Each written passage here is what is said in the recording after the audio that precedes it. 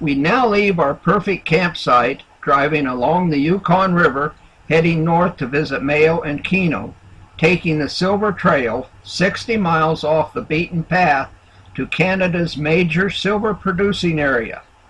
Pelly Crossing is a wide spot in the road, and we stopped at this small shop for a break.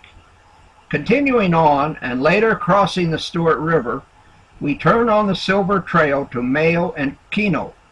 Arriving at Mayo, we stop at an information center to get our Yukon Passbook stamped and then register at the RV park. The next day we head to Keno, where all the action took place, starting in 1919 when Louis Bouvet discovered a very rich silver vein. Later, more veins were discovered, turning this area into Canada's silver producer. Presently, in 3 buildings, there are hundreds of antiques and machines, so I'm only showing a few examples.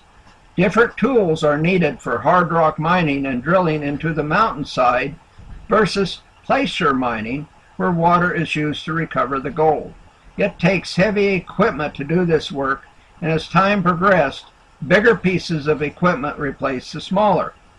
The Mayo Keno hard rock mining story tells the steps from blasting of the silver and other desirable metals to the finished ingots. After the ore was blasted, it was sacked into gunny sacks, similar to these 3 gunny sacks filled with silver ore on the scales. Each sack weighed 125 pounds. By 1920, Keno was a bustling town as teamsters hauled the ore 20-plus miles to the Mayo barge landing, and by 1922, 12,000 tons of ore was stockpiled at this landing.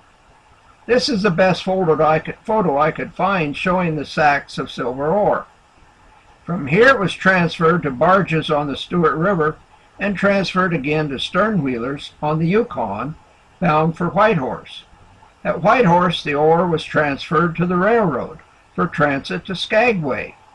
At Skagway, the ore was transferred again to ocean liners bound for San Francisco, where it was finally smelted into silver bars.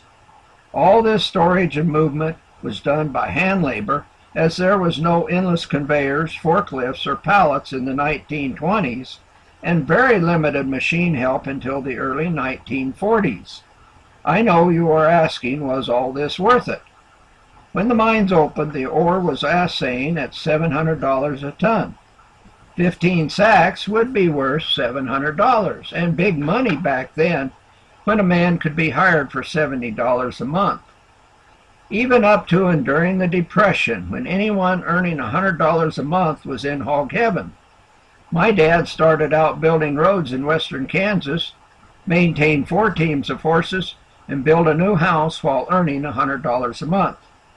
20 years after World War II, this area produced 15 million ounces of silver, 490 million pounds of lead, and 370 million pounds of zinc, and is still producing.